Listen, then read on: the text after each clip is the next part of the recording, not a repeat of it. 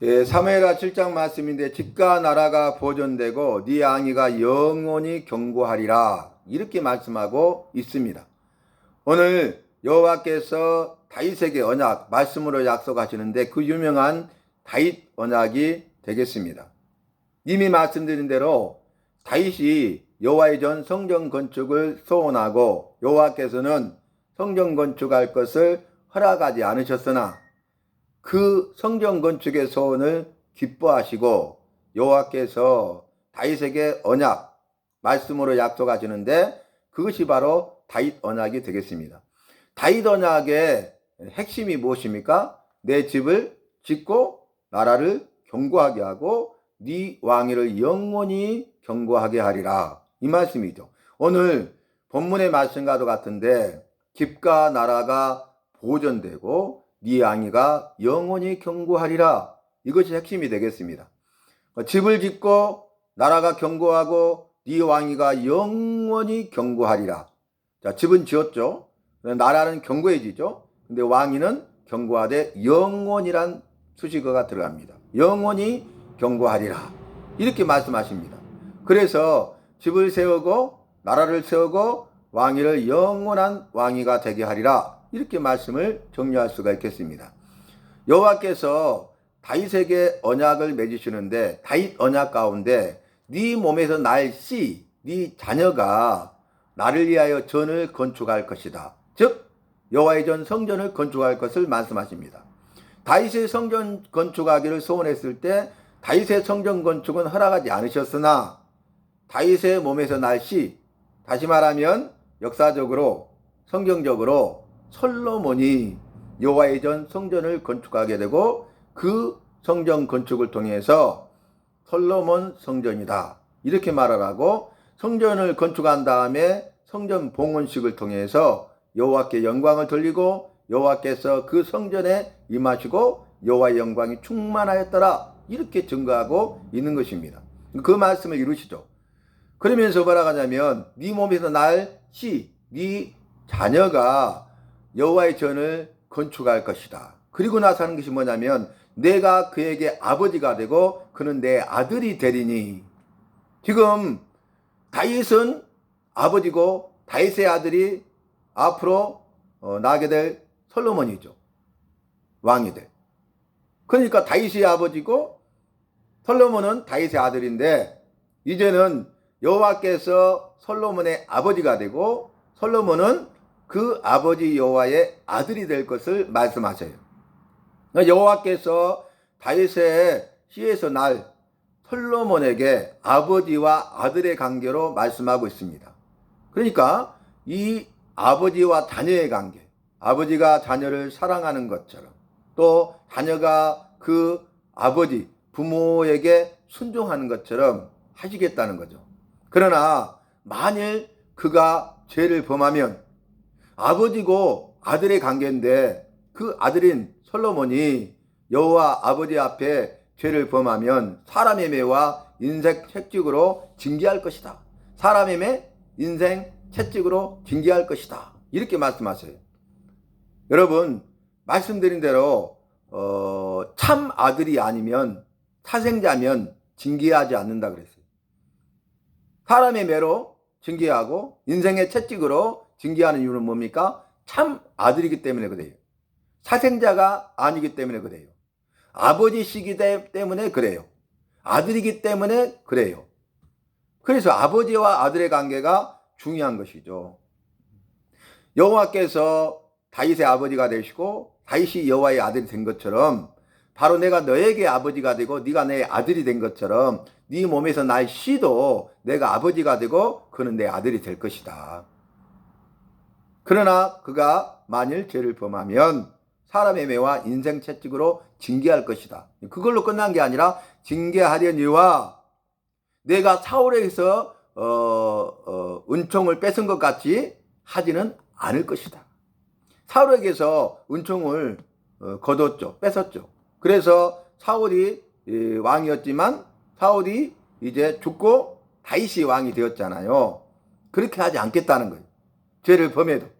죄를 범하면 사람의 매와 인생 채찍으로 징계는 할 것이지만 내가 사울에게서 뺏은 것 같이 은총을 그에게서 뺏지 아니하리라. 그것은 다윗이 성전 건축을 소원했을 때 허락하지 않았지만 그 성전 건축을 기뻐하셨다는 거죠. 그래서 언약 말씀으로 약속하시는 다윗에게 하신 약속의 말씀과 다윗의 몸에서 날 씨 솔로몬에 대한 약속의 말씀도 하고 계시는데, 다윗에게 아버지로서 은총을 베푼 것처럼 솔로몬에게도 아버지로서 은총을 베풀 것이다, 이렇게 약속하고 있는 것입니다. 이것이 여호와의 사랑이죠. 여호와께서 사랑하셨어요. 그래서 긍휼 불쌍히 여기셔서 도와주기를 원하시고, 그로 인하여서 이제 은총을 베풀어 주시는 거죠. 값없이 은총을 베풀어 주시는 것입니다. 그래서 오늘 말씀 보면 내가 내 앞에서 물러나게 한 사울에게서 내 은총을 빼앗은 것 같이 그에게서 빼앗지는 아니하리라, 이렇게 분명하게 말씀하고 있지 않습니까? 솔로몬이 왕이 되어서 그 아버지 다윗 왕을 이어서 강력한 통일왕국을 이룹니다. 다윗 때 통일왕국을 이뤘잖아요. 그런데 그 통일왕국을 이어받아서 더 강력한 통일왕국을 이루어요. 부귀영화 명예 권세를 다 누립니다. 가장 번성했던 시기죠. 그런데 솔로몬이 나중에 여호와를 떠나잖아요. 여호와께도 제사드리지만은 우상 숭배도 하잖아요. 이것은 여호와 보시기에 가증한 죄입니다. 그러니까 오늘 다윗 언약에서 말씀하신 것처럼 나는 아버지고 그는 내 아들이 될 것인데 그가 만일 범죄하면은 내가 인생의 매와 사람 채찍으로 징계할 것이다. 그러나 내가 사울에서 빼앗은 것처럼 그 은총을 빼앗지는 않을 것이다, 이 말씀을 이루십니다. 그래서 이제 그 은총을 빼앗으면 솔로몬의 왕위를 빼앗아서 여로보암에게 다 갈 것 아닙니까? 그의 신복이었던. 그런데 오늘 이 말씀을 이루셔요. 그래서 솔로몬 때는 그 일이 이루어지지 않고 솔로몬의 범죄로 말미암아 솔로몬이 죽은 다음에 르호보암, 솔로몬의 아들 르호보암이 왕이 되었을 때에 신복이었던 여로보암이 반란을 일으키죠. 그래서 여로보암을 중심으로 북이스라엘이 창건되고 강력한 통일왕국이었던 이스라엘은 북이스라엘과 남유다로 나뉘게 됩니다. 그래서 북이스라엘은 여로보암, 남유다는 솔로몬의 아들 르호보암이 왕이 되는 것을 볼 수 있죠. 만약에 이 언약을 하지 않았다면 어떻게 될까요? 여로보암이 그 나라를 완전히 빼앗아 버리죠. 그 왕위를 빼앗아 버리죠. 그러면 어떻게 됩니까? 처음에 다윗에게 먼저 언약했잖아요. 내가 집을 짓고 나라를 견고하게 하고 네 왕위를 영원한 왕위가 되게 하리라 했잖아요. 그런데 만약에 이 약속의 말씀이 솔로몬에게 주어진 약속의 말씀이 없었다면, 또 이것이 이루어지지 않았다면 그 앞에 다윗에게 했던 말씀을 이루어질 수가 없죠. 왜냐하면은 내가 집을 짓고 네 나라를 견고하게 하겠다 그랬는데 나라가 없어져 버리잖아요. 또 네 왕위를 영원한 왕위가 되게 하리라 하셨는데 솔로몬이 죽고 이 모든 왕권을 여로보암에게 빼앗겨 버리면 끊어져 버리잖아요. 그러면 다윗의 자손으로 오실 영원한 왕이신 예수 그리스도가 다윗의 자손으로 오셔서 그 영원한 왕이신 예수로 말미암아서 네 왕위가 영원히 견고케 하리라 하신 말씀이 이루어지는데 그 말씀이 이루어질 수 없다는 거예요. 여러분, 여호와께서는 말씀하셨어요. 그리고 하신 말씀을 반드시 이루시는 분이에요. 그리고 오늘 또 다윗과 언약을 통해서 말씀하셨어요. 앞으로 되어질 일을 예언의 말씀을 주셨어요. 그런데 놀라운 것은 여호와께서 하신 말씀을 이루지 못하도록 하는 것이 무엇입니까? 바로 우리의 죄, 나의 죄라는 것입니다. 오늘 본문에서는 누구의 죄입니까? 솔로몬의 죄입니다. 여호와의 말씀을 이루어지지 못하도록 하는 것은 뭐냐면은 솔로몬의 죄예요. 그 죄가 결국 여호와의 말씀을 해방하고 방해하고 배적하고 그 말씀이 이루어지지 못하도록 한다는 거예요. 그래서 우리는 죄를 짓지 아니하고 말씀대로 살아야 되는 것이고, 말씀대로 살지 못해서 죄를 범했다면은 즉시 회개하여 돌이켜야 된다는 것입니다. 그래서 결국 어떻게 됩니까? 솔로몬이 말년에 자기 삶을 돌아보죠. 그래서 어떻게 합니까? 잠언, 지의 말씀인 잠언과 전도서를 기록하잖아요. 그래서 잠언 1장 1절에 솔로몬의 잠언이라 이렇게 말씀이 시작되죠. 그런데 이 지혜의 말씀인 잠언은 솔로몬이 기록한 것인데, 솔로몬의 신앙 고백과도 같은 것인데, 솔로몬이 잠언을 통해서 강조하는 잠언의 주제가 뭐예요? 여호와를 경외하라. 이 모든 것을 다 누렸어요. 전무후무한 지혜자죠. 여호와께서 지혜를 주셨어요. 그리고 구하지 아니한 부귀영화 명예 권세를 다 누렸어요. 그리고 그 아버지 다윗 왕으로부터 왕권을 물려받았어요. 그리고 다윗 왕이 그 아버지가 통일왕국을 이루었는데 그걸 이어받았어요. 그리고 더 강력한 통일왕국을 이루었어요. 그러니까 모든 것을 다 해봤고 모든 것을 다 누렸던 사람이고 모든 것을 다 가지고 있는 사람이잖아요. 최고의 삶을 살았잖아요. 그런데 자기 삶을 돌아볼 때에 헛되고 헛되며 헛되고 헛되니 모든 것이 다 헛되도다. 내가 바람을 잡으려는 헛수고를 냈구나. 이렇게 고백하지 않습니까? 그러면 거기서 끝나버리면 그냥 허무가로 끝나버리죠. 그런데 뭐라고 고백합니까? 이것도 저것도 그것도 내가 잡으려고 했지만 결국은 잡지 못했고, 이것도 저것도 그것도 내가 누려봤고, 이것도 저것도 그것도 있고, 이것도 저것도 그것도 누리고 있지만 이 모든 것이 중요한 것이 아니구나. 가장 중요한 것은 여호와를 경외하는 것이다. 그래서 주제가 여호와를 경외하라. 여호와를 경외하는 것이 지식의 근본이언을 미련한 자는 지혜와 훈계를 멸시하는 것이다. 여호와를 경외하는 것이 사람의 본분이니라. 이렇게 잠언에서 고백하고 있지 않습니까? 그리고 이어서 잠언에서도 뭐라고 합니까? 너는 청년의 때, 공고한 때에 너를 지으신 창조자를 기억하라. 여호와를 기억하라는 거예요. 그러면서 전도서의 주제도 여호와를 경외하라. 자기 삶을 돌아보면서 중요한 것들이 있어요. 굵직굵직한 것. 근데 거기서 가지치기를 해봤죠. 덜 중요한 것을 하나하나씩 다 제거해요. 그랬더니 마지막 남은 게 뭐예요? 가장 중요한 것이 여호와를 경외하는 것이었어요. 그래서 잠언을 통해서도 솔로몬은 여호와를 경외하라고 메시지를 주고 있고, 전도서를 통해서도 여호와를 경외하라고 메시지를 주고 있는 것입니다. 여호와를 경외하는 것이 가장 중요한 것이고, 여호와를 경외하는 것이 가장 중요한 삶의 우선순위라는 것이죠. 마지막 우리가 여호와 앞에 섰을 때에 여호와를 경외했느냐 경외하지 않았느냐가 중요하다는 거예요. 왜 그래요? 믿음의 조상으로 불렸던 아브라함을 보면 알 수 있지 않습니까?